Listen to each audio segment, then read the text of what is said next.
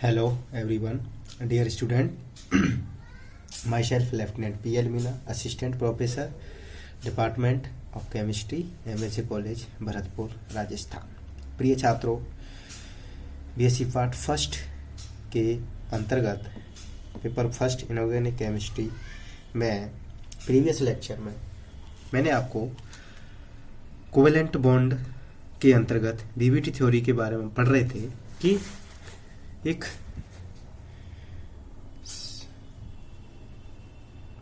BBT theory के अंतर्गत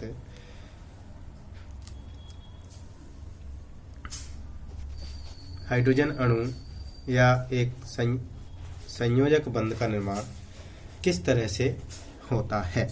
तो उसकी कुछ कंडीशंस पढ़ रहे थे एक बंध बनने के लिए। पहला था कि परमाणु के कक्षक को ऐसी दिशा में एक दूसरे की ओर बढ़ें कि उनके कक्षकों के मध्य अतिव्यापन अधिकतम हो। फर्स्ट कंडीशन बताई थी कि बच्चों दो परमाणु मान के चलो ए और बी परमाणु हैं, वो एक दूसरे की ओर ऐसी दिशा में बढ़ें कि उनके बीच में अतिव्यापन अधिक से अधिक हो। अतिव्यापन जितना अधिक होगा बंध उतना ही प्रबल होगा। दूसरी कंडीशन थी कि strength of bond is directly proportional to overlapping या क्वांटिटी ऑफ ओवरलैपिंग। अतिव्यापन की जितनी अधिक मात्रा में होगा बंध उतना ही अधिक मजबूत बनेगा। थर्ड कंडीशन थी बंध बनाने वाले इलेक्ट्रॉन लगभग समान ऊर्जा के होने चाहिए, अप्रोक्सीमेट इक्वल एनर्जी। बंध बनाने वाले इलेक्ट्रॉन लगभग समान ऊर्जा के होने चाहिए। फोर्थ था बंध में भाग लेने वाले दोनों इलेक्ट्रॉन अयुग्मित हो, ठीक है, और इलेक्ट्रॉन शुड बी अनपेयर्ड। बंध में भाग लेने वाले इलेक्ट्रॉन दोनों परमाणु के पास में क्या होना चाहिए बच्चों? अनपेयर्ड, अयुग्मित होने चाहिए। जहां तक संभव हो सके अतिव्यापन करने वाले कक्षक हाइब्रिडाइज्ड होने चाहिए। तो ये कुछ कंडीशंस थी जो कि संयोजक बंध बनाने के लिए दो परमाणुओं के बीच में जब कक्षकों का अतिव्यापन होता है तो उसमें कुछ कंडीशंस थी। अतिव्यापन मैक्सिमम होना चाहिए, इलेक्ट्रॉन सेम एनर्जी के होने चाहिए, हाइब्रिडाइज होने चाहिए, अनपेयर्ड होने चाहिए, ठीक है। तो इसकी व्याख्या करने के लिए हम सरलतम उदाहरण लेते हैं हाइड्रोजन। दो हाइड्रोजन परमाणुओं के संयोग से H2 के एक अणु बनने का। जब दो हाइड्रोजन परमाणु Ha व Hb अनंत दूरी से एक दूसरे के समीप आते हैं तो दो प्रकार के बल कार्य करते हैं, ठीक है। हम एक एग्जांपल लेते हैं बच्चों H2 के अणु का निर्माण। तो मान के चलो एक Ha न्यूक्लियस, ठीक है, Ha, और दूसरा Hb न्यूक्लियस, हाइड्रोजन A और हाइड्रोजन P, ठीक है। तो यहाँ पे क्या होगा बच्चों, दो तरह के बल कार्य करते हैं। दो तरह के बल कार्य करते हैं। एक तो आकर्षण के बल और एक प्रतिकर्षण के बल, अट्रैक्शन फोर्सेस और रिपल्शन फोर्सेस, ठीक है। ये रिपल्शन फोर्स हो गया, ठीक है, और ये अट्रैक्शन और ये रिपल्शन, ठीक है। इस तरह से यहाँ पे दो तरह के बल कार्य करते हैं बच्चों, रिपल्शन, अट्रैक्शन, ठीक है। आकर्षण और प्रतिकर्षण बल, दो तरह के बल। जब बच्चों दो नाभिकों को हम एक दूसरे के पास में लाते हैं, मान के चलो ये हाइड्रोजन का A नाभिक है, हाइड्रोजन का B नाभिक है, जब दोनों को एक दूसरे के पास में लाते हैं तो इन दोनों के बीच में दो तरह के बल कार्य करते हैं। एक तो नाभिक के बीच में प्लस के बीच में क्या होगा, प्रतिकर्षण बल, इसका नाभिक और इसका इलेक्ट्रॉन आकर्षण बल, इसका नाभिक और इसका इलेक्ट्रॉन आकर्षण बल, और इसका इलेक्ट्रॉन प्रतिकर्षण बल। तो दो तरह के बल वहां पे कार्य करते हैं। तो ये इसको कह देंगे दो हाइड्रोजन परमाणु के बीच में आकर्षण और प्रतिकर्षण के बल, ठीक है। तो अब ये बल किस तरह से कार्य करते हैं? Ha के नाभिक व Hb के वनश इलेक्ट्रॉन तथा Hb के इलेक्ट्रॉन के मध्य में क्या होगा, तो इसको थोड़ा सा समझ लें। मान के चलो ये एक हाइड्रोजन परमाणु है, दूसरा हाइड्रोजन परमाणु है, ठीक है, और ये एक दूसरे के पास में आते हुए Ha Hb, ठीक है, 1s परमाणु कक्षक, 1s एटॉमिक ऑर्बिटल और 1s एटॉमिक ऑर्बिटल। ये जब पास में आएंगे तो क्या बनाएंगे, हाइब्रिडाइज्ड संकरित तो हो जाएंगे, प्लस प्लस और SS अतिव्यापन, और आगे जाके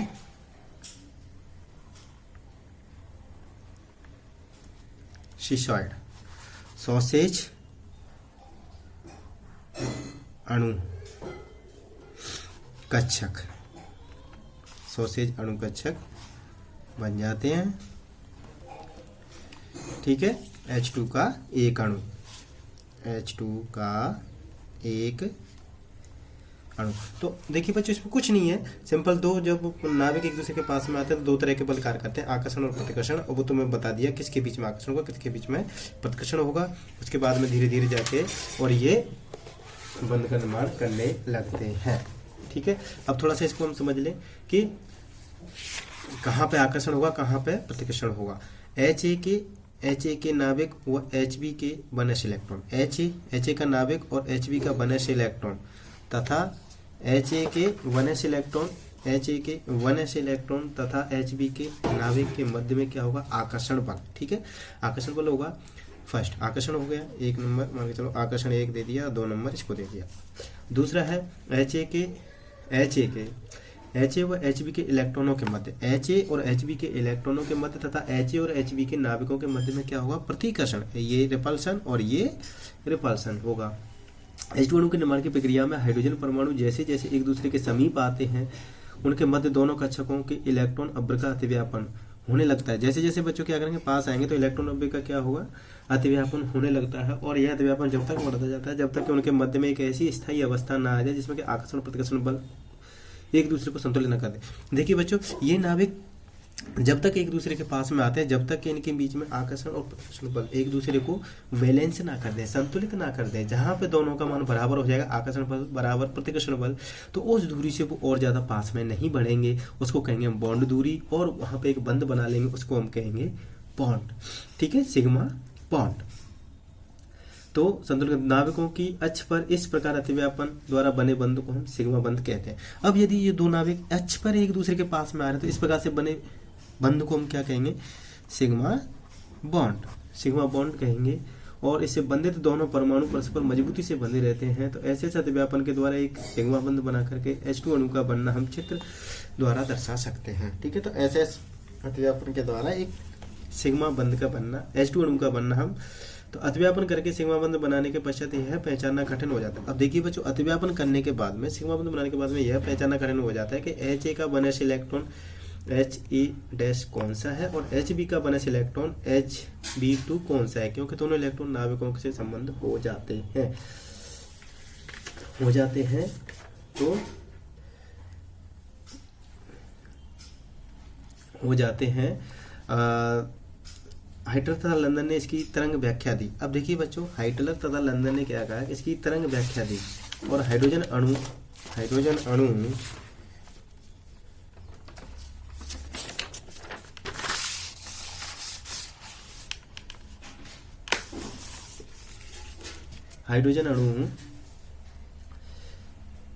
जब दो हाइड्रोजन परमाणुओं को परस्पर एक दूसरे के नजदीक लाया जाता है तो पहले तो दोनों परमाणुओं के पास अपना अपना इलेक्ट्रॉन रहता है, अतः संरचना फर्स्ट निम्न होगी। ठीक है, और इस संरचना के लिए तरंग फलन ψ1। देखिए, जब दो परमाणुओं को एक दूसरे के पास में लाया जाता है, ठीक है, तो परमाणु कक्षकों का रेखीय संयोग को हम मान के चलो हाइड्रोजन HA और HB, ठीक है, HA और HB। इसके लिए हाइटलर ने तरंग व्याख्या दी, तो इसके लिए तरंग फलन आएगा ψA और इसके लिए आएगा ψB। ठीक है, तो अतिव्यापन, जब अतिव्यापन के बाद अणुकक्षक का तरंग फलन क्या होगा बच्चों, ψA प्लस माइनस ψB। ठीक है, हम कह रहे हैं कि शुरू में जो दो परमाणु दूर दूर है, ठीक है, दूर दूर है, तो उनके खुद के इलेक्ट्रॉन पे खुद के नाविक का अधिकार है और उनके तरंग फलन ψA और ψB। जैसे जैसे हम पास में लाते हैं और जब अणु बन जाता है तो उस तरंग फलन को कहेंगे ψA प्लस माइनस ψB। ठीक है, अब साई ए एवं साई बी के रैखिक संयोग से दो अणुकक्षक बनेंगे। साई ए एवं साई बी के रैखिक संयोग से दो अणुकक्षक बनेंगे। साई ए और साई बी के रैखिक संयोग से दो अणुकक्षक बनेंगे। पहला तो बच्चों बॉन्डिंग मॉलिक्यूलर ऑर्बिटल, ठीक है, इसको कहेंगे हम साई बी और इसको Sai A plus psi B equation 2, ठीक है। और दूसरा बनाएंगे साई स्टार या फिर Sai A minus psi B equation 3, ठीक है। इक्वेशन फर्स्ट बच्चों हमने कहा था साई ए बराबर ये इक्वेशन फर्स्ट, ठीक है। तो हम क्या कह रहे हैं बच्चों, जब उनको पास में लाएंगे तो एक बॉन्डिंग मॉलिक्यूलर ऑर्बिटल और इसको कहेंगे एंटी बॉन्डिंग मॉलिक्यूलर ऑर्बिटल, ठीक है। तो अब ये जो प्लस है बच्चों ये दर्शा रहा है आकर्षण, अट्रैक्शन, और ये दर्शा रहा है बच्चों रिपल्शन या फिर प्रतिकर्षण, प्रतिकर्षण या फिर रिपल्शन, ठीक है। तो फॉर एग्जाम्पल यदि हम देखें तो ये नाभिक है, इसको हम कह दिया साई ए प्लस दूसरा बी नाभिक है, इसको कह दिया साई बी, ठीक है। अब ये दो तरह का होगा ए बी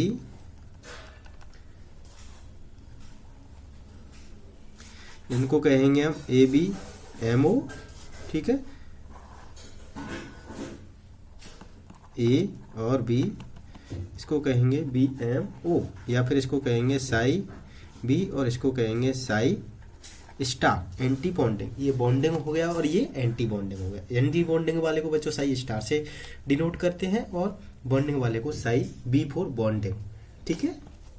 या फिर इसको कहेंगे अंतर अतिव्यापन और इसको कहेंगे योग अतिव्यापन, अंतर अतिव्यापन और योग अतिव्यापन, ठीक है। अब समीकरण 2 का वर्ग करने पर नीचे समीकरण 2 का वर्ग करने पर इक्वेशन 2 कौन सी थी बच्चों, इक्वेशन 2 थी अपनी psi B is equal to psi A square plus psi B square plus 2 psi A psi B equation 4, ठीक है। इसको हम क्या कहेंगे, बंधी अणु कक्षक के लिए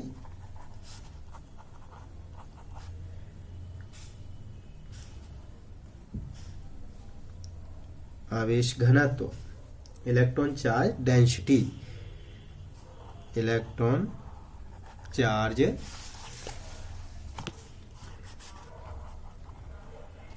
डेंसिटी, इलेक्ट्रॉन चार्ज डेंसिटी, ठीक है। और इसको हम कहेंगे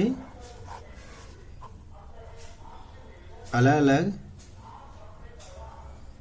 परमाणुओं के लिए electron charge density, electron charge density. देखिए बच्चों जब हम बॉन्डिंग कह रहे हैं, ठीक है, साई बी स्क्वायर बराबर psi square plus psi B square plus 2 psi A psi B, तो ये तो हो गया अणु के लिए और ये अलग अलग परमाणुओं के लिए। अब हम कह रहे हैं कि एक वक्र बनाएंगे, वक्र या फिर ग्राफ बनाएंगे, साई ए स्क्वायर व साई बी स्क्वायर तथा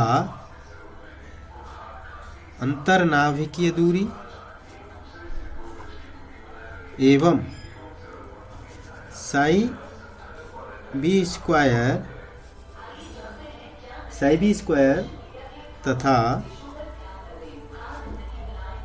अंतरनाविकीय दूरी के मध्य ग्राफ खींचने पर। अब हम क्या करेंगे बच्चों, साई बी स्क्वायर तथा अंतर्नाभिकीय दूरी के मध्य और साई बी स्क्वायर तथा अंतर्नाभिकीय दूरी के मध्य एक ग्राफ खींचेंगे। ठीक है, तो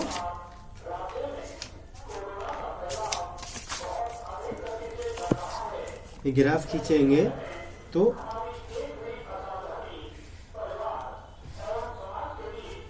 ठीक है, ये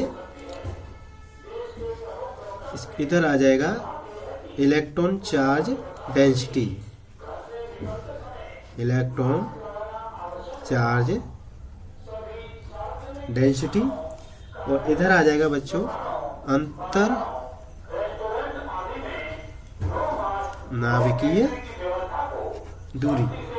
ठीक है, तो बंदी अणु कक्षकों के लिए अब आएगा बंदी अणु कक्षक। ठीक है, बंदी अणु कक्षकों के लिए जब हम ग्राफ प्लॉट करेंगे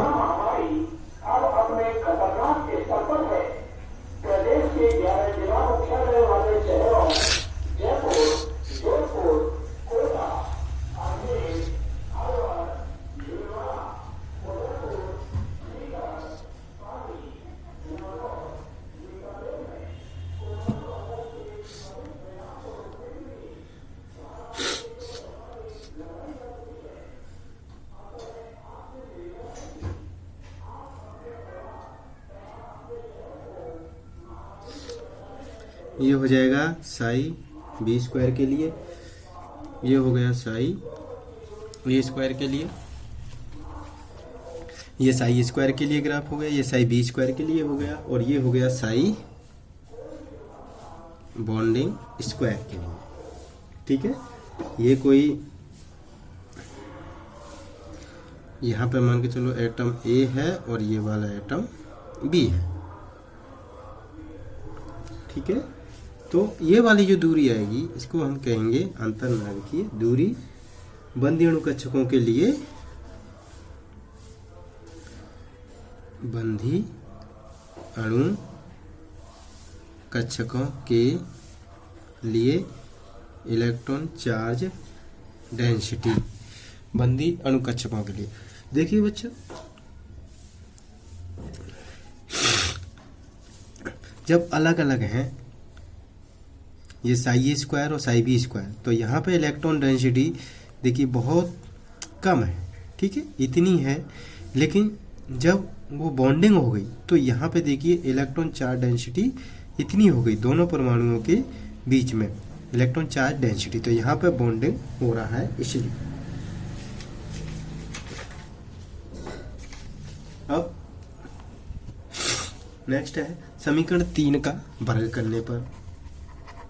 समीकरण 3 का वर्ग करने पर, समीकरण 3 का वर्ग करने पर तो वो आ जाएगा साई स्टार स्क्वायर बराबर psi A square plus psi B square minus 2 psi A psi B equation 5th। ठीक है, अब इसके लिए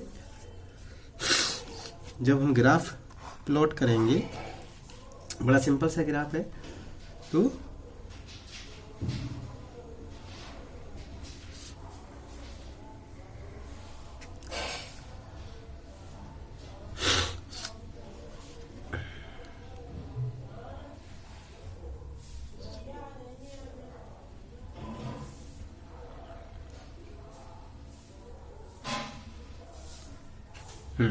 अब यहाँ देखिए ये बिंदु और ये बिंदु, ये वही इलेक्ट्रॉन चार्ज डेंसिटी इधर बढ़ेगा और अंतर्नाभिकीय दूरी इंटर न्यूक्लियर डिस्टेंस ए और बी। ठीक है, इंटर न्यूक्लियर डिस्टेंस। अब हम देखेंगे बच्चों, ये वाला है साई ए स्क्वायर, ठीक है, ये वाला है साई बी स्क्वायर, और ये वाला जो ग्राफ है डार्क लाइन, ये है साई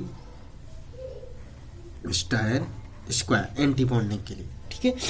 तो हम देखेंगे कि इलेक्ट्रॉन चार्ज डेंसिटी किसके बीच में ज़्यादा है, जब वो परमाणु अलग अलग हैं तब है, अलग अलग मीन्स साई स्क्वायर और साई बी स्क्वायर, या फिर जब वो पास में आ गए तब है।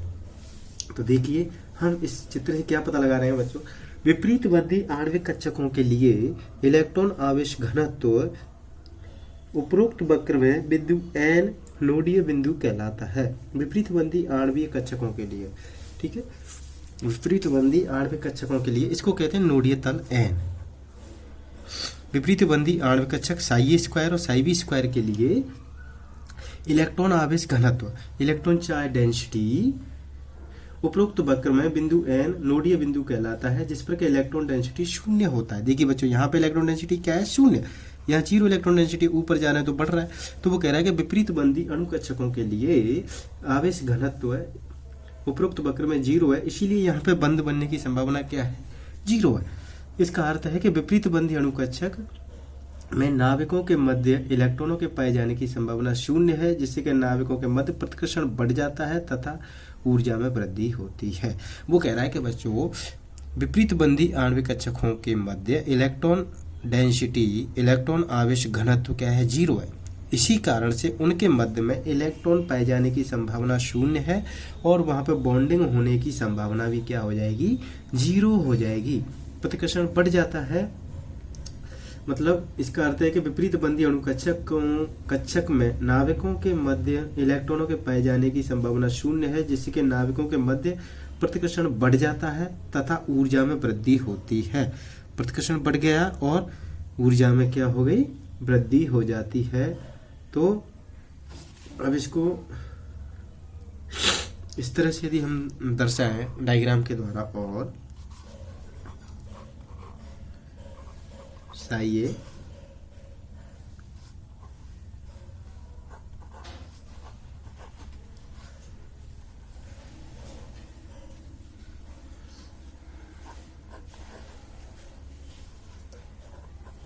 साई बी,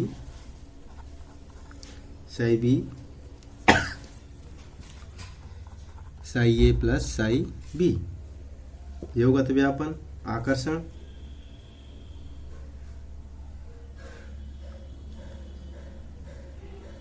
ये हो जाएगा psi star is equal to psi A minus psi B, अंतरत व्यापन,